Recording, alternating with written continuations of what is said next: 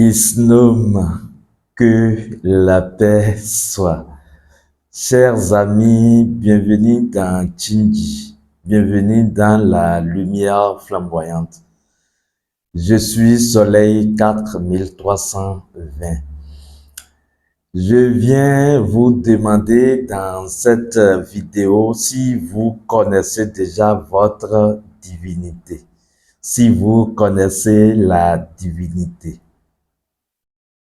Avant de continuer, je vous demande en toute humilité de liker nos vidéos pour permettre à l'algorithme de YouTube de proposer, d'accord, la chaîne à d'autres visiteurs africains. Il faut liker, il faut soutenir ton frère.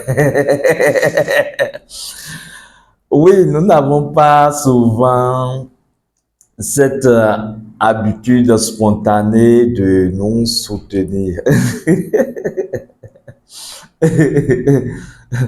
Mais il faut soutenir l'œuvre de la lumière, vous voyez.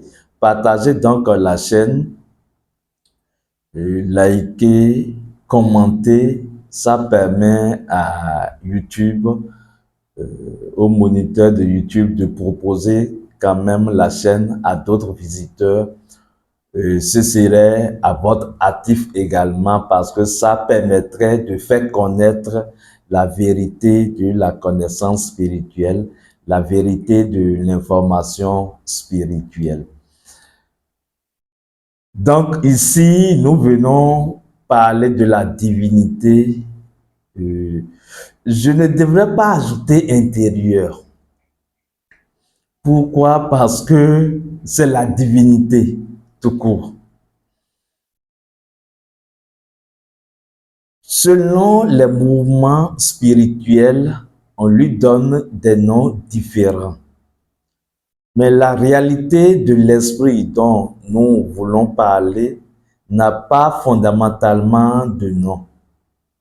Si nous lui donnons un nom, c'est pour pouvoir nous rapprocher de lui, pour pouvoir mieux parler de cette réalité divine, de cette vérité divine, pour composer avec cette vérité divine qui est fondamentalement notre principe.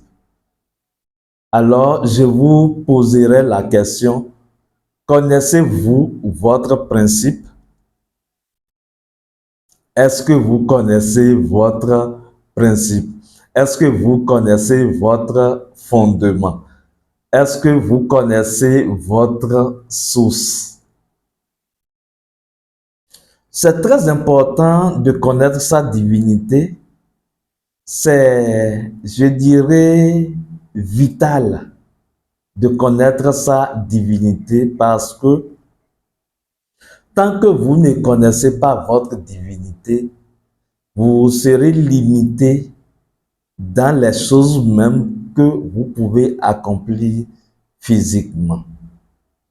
Tant que vous ne connaissez pas votre divinité, vous ne pouvez pas faire de la spiritualité. Vous ne pouvez pas aller loin sur votre cheminement spirituel. Oui, on rencontre des gens qui veulent adorer des divinités à l'extérieur, qui veulent vénérer des éléments de la nature, qui veulent adorer des divinités, mais qui ne connaissent pas leur propre divinité. C'est se mentir à soi-même. C'est tomber dans une supercherie d'esprit sans précédent qui a de conséquences fâcheuses. C'est pour ça que au sein de la communauté de la lumière flamboyante, dans l'école initiatique Tchinji, nous apprenons aux étudiants à travailler toujours sous l'autorité de leur divinité. C'est important. Quand vous commencez par travailler avec votre divinité, vous comprenez alors qu'il n'y a pas d'intermédiaire entre vous et Dieu et que l'instructeur ou le maître qui partage les connaissances avec vous n'est que l'une des multiples voies que votre propre divinité a choisi pour vous apporter clairement, physiquement, des informations. C'est alors que vous comprenez que, en fait, vous devez prendre ces informations pour aller à la recherche de votre divinité. Parce que oui, fondamentalement, vous avez une divinité. Donnez-lui le nom que vous voulez, peu importe. Les uns l'appellent le moi supérieur, d'autres l'appellent le soi intérieur, d'autres l'appellent la divine présence, d'autres l'appellent la lumière intérieure, d'autres l'appellent le Seigneur je suis, d'autres l'appellent, j'aime bien cette appellation, le Seigneur je suis, parce que quand on dit le Seigneur je suis, ça ramène la conscience à soi. Donc, on ne pense pas à un Dieu quelque part en dehors de soi.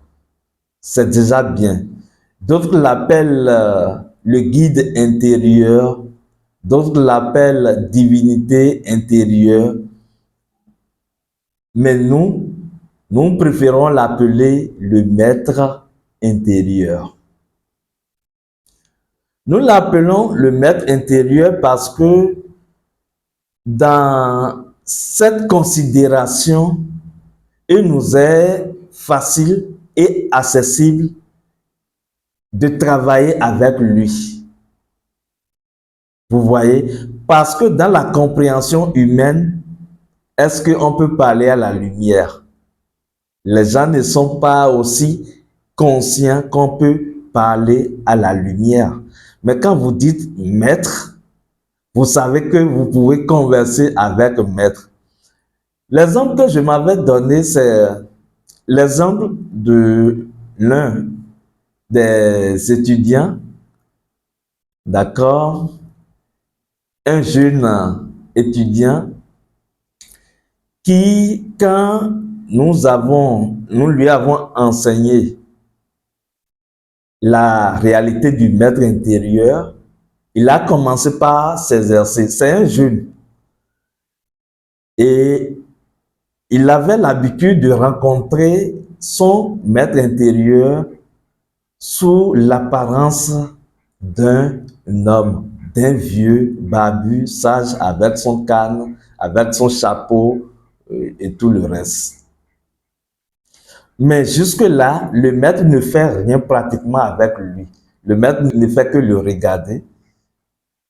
Et à un moment donné, ça l'étonne. Il se dit, mais pourquoi moi, mon maître ne fait jamais rien avec moi? Soleil, regarde tout ce que tu dis qu'on peut faire avec le maître intérieur, avec sa divinité intérieure. Je le rencontre, à chaque fois, il me met dans le cercle, mais il ne fait rien avec moi. Il me dit de rester là. Je lui ai dit, continue. C'est parce que tu n'es pas encore totalement disponible à recevoir tout ce que le maître fait déjà avec toi, que tu as l'impression que le maître ne fait rien avec toi. Continue seulement, mais travaille dans la conscience d'un enfant. Sois ouvert, sois vrai en toi et présente-lui à chaque fois les situations, mais surtout, sois patient.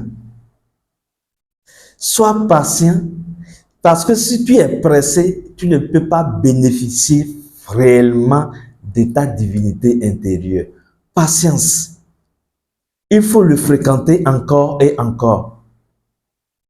Tu dois le connaître pour pouvoir travailler avec lui. Parce que lui, il te connaissait depuis. Donc, c'est à toi de le connaître. Et pour le connaître, observe-le, fréquente-le. Donc, en tant que jeune, il a encore l'esprit vraiment frais parce que c'est ce qui arrive souvent quand on est un peu trop âgé. Le mental ne laisse pas faire.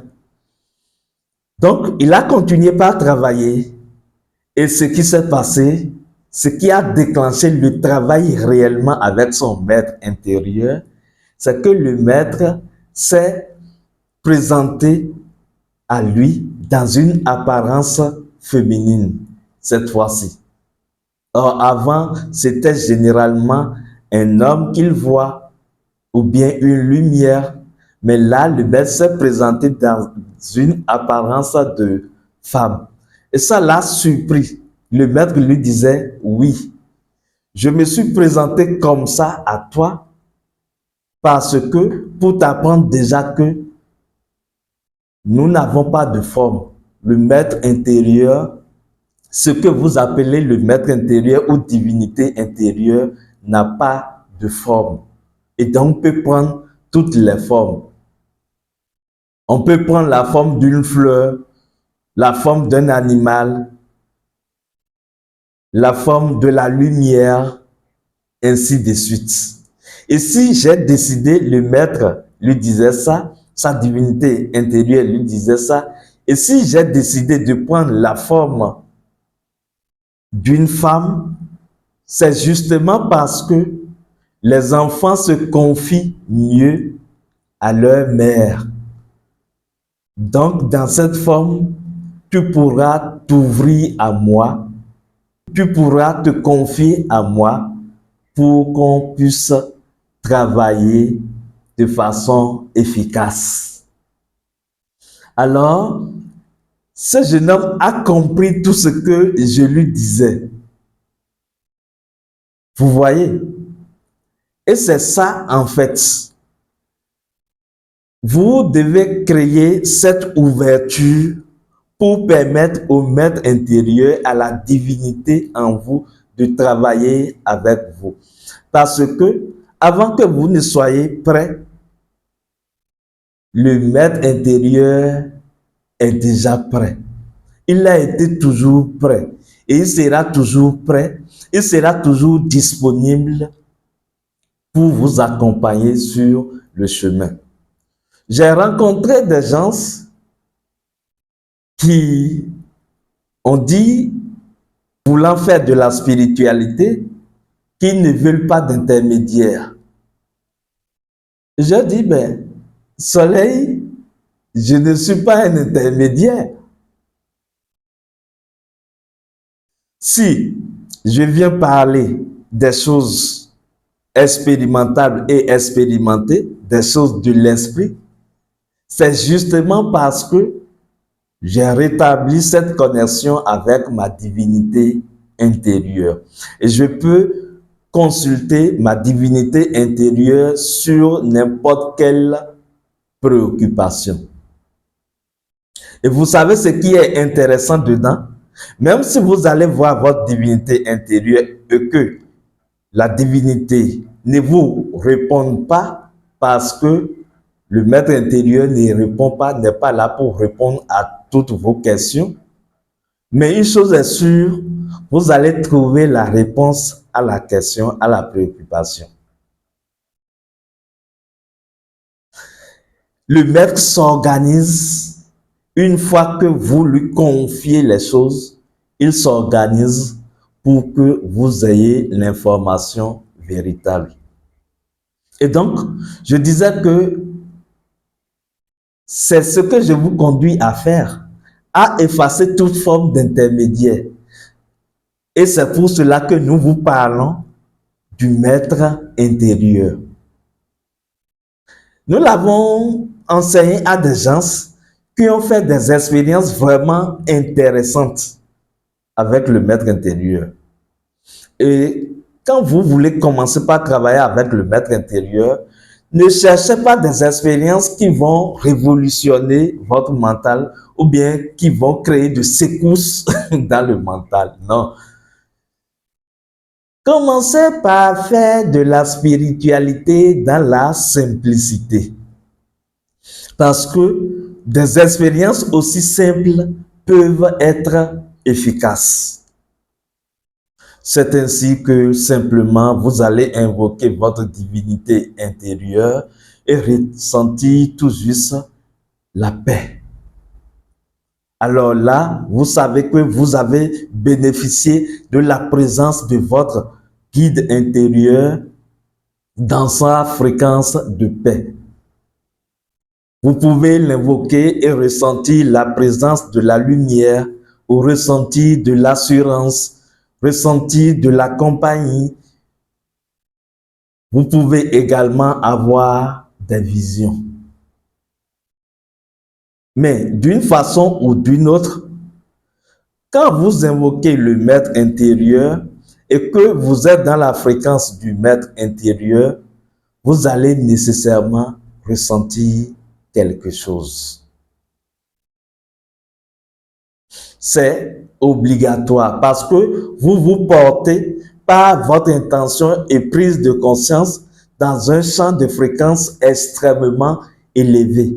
Et donc, l'âme va ressentir des choses que l'âme transmet aux sensations du corps. Et donc, il y a une autre étudiante à qui nous avons appris, nous lui avons enseigné sur le maître intérieur et elle a commencé par invoquer son être intérieur pratiquement tous les soirs avant de s'endormir. Et elle fait des expériences où elle se voit à chaque fois dans un véhicule. D'accord? Elle se voit dans un véhicule avec toute une foule, des gens dans le véhicule avec lui. Mais souvent, elle est assise à côté, soit du chauffeur, soit elle est au volant et le chauffeur est à côté de lui. Il lui donne des indications. Vous voyez, c'est une expérience qui montre déjà le rôle de guide du maître intérieur. Donc, c'est un peu cela. Le maître intérieur a plusieurs rôles dans votre vie et dans votre existence. Parce que c'est ça, hein, j'ai eu à rencontrer et je ne révèle aucun secret, c'est juste pour partager la connaissance, pour sensibiliser. J'ai eu à rencontrer des gens qui m'ont dit, Soleil, j'ai été dans tel mouvement et j'ai reçu l'illumination. J'ai dit, hein? Oui, tenez-vous tranquille. L'illumination, ce n'est pas quelque chose d'abracadabra. Non. Parce que c'est la réalisation de la lumière. D'accord? Mais une telle personne dit, ou bien n'a pratiquement aucune information, ou bien notion ou connaissance sur le maître intérieur. Mais comment vous pouvez être illuminé, éveillé, sans avoir réalisé la connexion avec votre divinité intérieure? C'est sa lumière qui vous illumine. Vous bénéficiez de son éveil parce que le maître intérieur est caractérisé par l'omniscience, l'omniprésence, l'omnipotence. Il connaît tout. Il est partout et il peut tout. Attention. Quand je vous dis que le maître intérieur peut tout, ce n'est pas pour cela que vous allez demander au maître intérieur de tout faire pour vous et que vous allez avoir systématiquement toutes choses. Ça ne se passe pas comme ça. Parce que ce n'est pas parce que votre père vous aime que vous allez demander des milliards et que votre père va vous remettre de cette grosse somme systématiquement. Cela ne va pas certainement vous avantager. Donc, qu'est-ce que le père va faire? Il va chercher le carnaval nécessaire pour vous introduire dans la conscience de cette richesse. Et là, vous allez commencer par manifester. Il va commencer par vous produire cette richesse et vous allez commencer par manifester cela. Vous voyez un peu, le maître intérieur, c'est votre force. C'est le pouvoir divin. C'est pour cela que, en voulant l'invoquer, Vous allez faire de cette simple déclaration. C'est ça que l'autre invoquait hein, dans la prière, le Notre Père, quand il dit Notre Père qui est aux cieux. Parce que le maître intérieur est dans les cieux, c'est-à-dire dans toutes les dimensions de l'être. Certainement que nous allons revenir sur cette prière parce que il faut reconnaître que le Notre Père est une prière fondamentalement issue de la spiritualité, en fait. C'est une prière que les Égyptiens connaissaient déjà. Vous voyez? La connaissance est une et universelle. Donc, quand vous allez vouloir invoquer votre divinité intérieure, et ça, je vous le conseille vivement, faites la chose encore et encore. Au début, soyez totalement relax, faites-le. N'attendez pas un résultat. N'attendez pas nécessairement une expérience, mais faites-le. Invoquez le maître, votre divinité intérieure jusqu'à ressentir la connexion établie parce que vous n'avez jamais rompu la connexion. Vous vivez dans l'illusion de la rupture de la connexion avec votre maître intérieur. Donc, consciemment, avec intention, vous allez recréer cette connexion qui n'a jamais été décréée.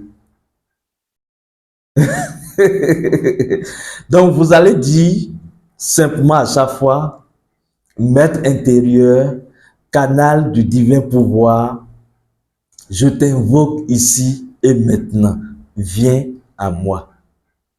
Maître intérieur, canal du divin pouvoir, je veux te connaître. Maître intérieur, canal du divin pouvoir, je veux accomplir ta volonté.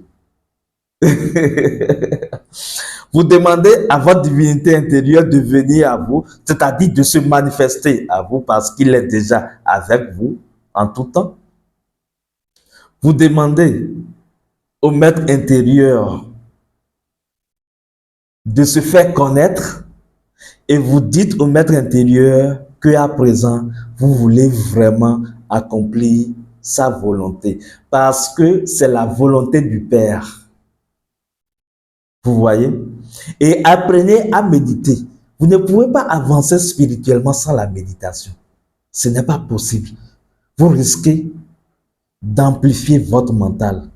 Parce que c'est la méditation qui permet véritablement d'apaiser les différentes personnalités en vous pour que ce qui doit émerger, émerge. Vous apaisez le mélange en vous pour que la subtilité émerge. La vidéo est en train d'être longue, mais il y a beaucoup de choses à dire sur la divinité intérieure parce que il faut certaines qualités ou attitudes qu'il faut développer pour aller au maître intérieur. Vous devez alors être simple en vous. Vous devez apprendre à être simple. Développer la simplicité du cœur. D'accord? Vous devez apprendre à vous simplifier la vie. Parce que si vous compliquez la vie, l'existence, vous allez complexifier votre mental et donc vous n'allez pas ressentir la lumière, la présence, la voix de votre divinité intérieure. Il vous faut développer de l'amour pour la vie. Parce que la divinité intérieure est dans la joie de vivre. Donc vous devez cultiver la joie de vivre.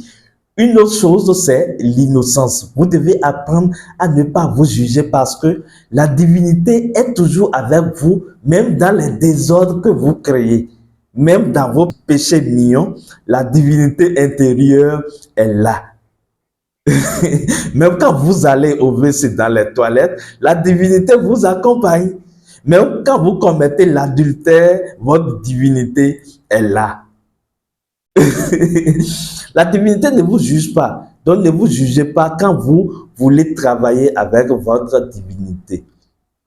Une autre qualité très important, c'est la vérité, parce que votre divinité est dans la vérité. Soyez profondément vrai, avant tout envers vous-même. Qu'il n'y ait pas de conflit entre ce que vous dites, vos émotions et vos pensées. D'accord? Soyez vrai pour aller à la rencontre de la vérité, parce que le maître intérieur est la vérité de vous. Nous allons faire dans une autre vidéo alors une méditation guidée que nous allons mettre à votre disposition pour que vous travaillez, vous invoquez la divinité intérieure, pour que vous travaillez avec votre divinité intérieure. Il y a beaucoup de choses à dire sur la divinité intérieure. Allez à la rencontre de votre divinité. Ça commence par là. Mon rôle, c'est de vous conduire vers votre divinité intérieure. Et en cela, je ne suis pas un intermédiaire entre vous et votre divinité intérieure. Non, je suis juste une voix qui peut vous rappeler cette connexion. Allez, portez-vous bien dans les bras de votre divinité intérieure, dans les bras du maître intérieur, et soyez toujours en paix, soyez toujours heureux, soyez toujours vrai. Soleil 4, 3, 2, 0 dans Chinji, Islam, que la paix soit.